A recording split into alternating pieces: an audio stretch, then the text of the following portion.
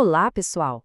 Já pararam para pensar por que mesmo com tanta informação disponível hoje em dia, parece que está cada vez mais comum acreditar em coisas, bem, no mínimo, estranhas? Pois é, hoje a gente vai tentar entender um pouco da psicologia por trás disso tudo, do porquê a gente acredita ainda mais nesse nosso mundo moderno. Vamos começar com uma observação que muitos especialistas fazem, a de que a gente vive numa era de pós-verdade. Tá, mas o que isso quer dizer na prática? Quer dizer que muitas vezes o que a gente sente e as nossas crenças pessoais acabam tendo mais peso do que fatos objetivos. E isso leva a gente para a pergunta de US$ 1 milhão, né? O que nos torna tão suscetíveis? Por que ser crédulo parece ser algo tão humano? Para ajudar a gente a desvendar isso, vamos usar como guia este livro aqui, A Psicologia Social da Credulidade, organizado por Joseph Forgas e Roy Baumeister.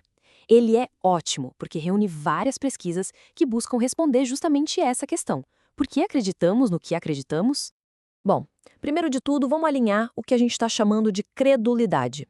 E olha, ser crédulo não é a mesma coisa que ser ingênuo ou bobo, tá? É uma coisa muito mais profunda, uma peça fundamental da nossa psicologia. E olha que interessante essa definição. A credulidade é vista como uma falha da inteligência social. Ou seja, não tem a ver com QI, com ser menos inteligente. Tem a ver com uma vulnerabilidade que aparece nas nossas interações e que pode levar a gente a tomar decisões bem ruins. E aqui vem o pulo do gato, um paradoxo e tanto. Essa mesma tendência a acreditar que nos deixa vulneráveis é também o que permitiu a gente construir a civilização. Pensa bem, confiança, cooperação, sistemas financeiros, leis, tudo isso só existe porque a gente, como grupo, concorda em acreditar em certas coisas. Certo. Então, se acreditar faz parte do nosso pacote básico, vamos dar uma olhada em como a nossa mente vem, configurada de fábrica. E um spoiler, o ceticismo não é a configuração padrão. O padrão do nosso cérebro é acreditar primeiro, para só depois, talvez, duvidar.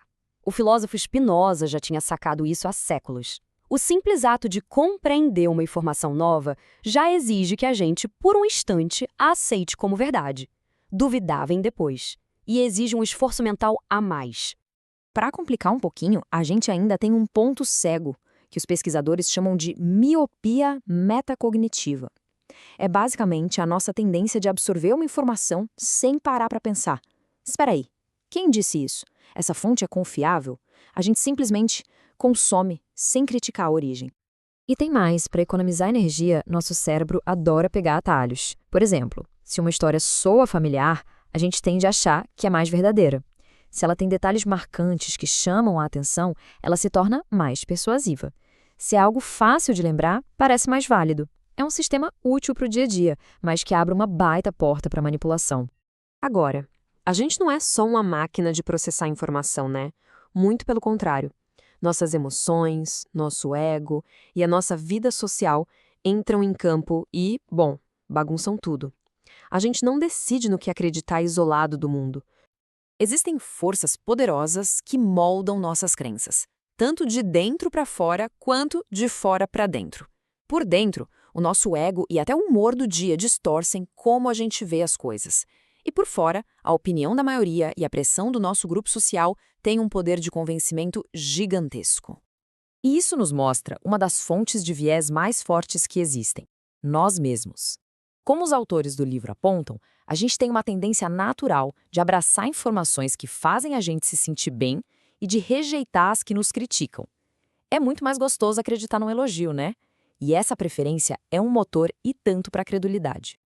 Quando a gente soma tudo isso, os atalhos do cérebro, o poder das emoções, a pressão social, a gente tem o cenário perfeito para a desinformação e teorias da conspiração se espalharem.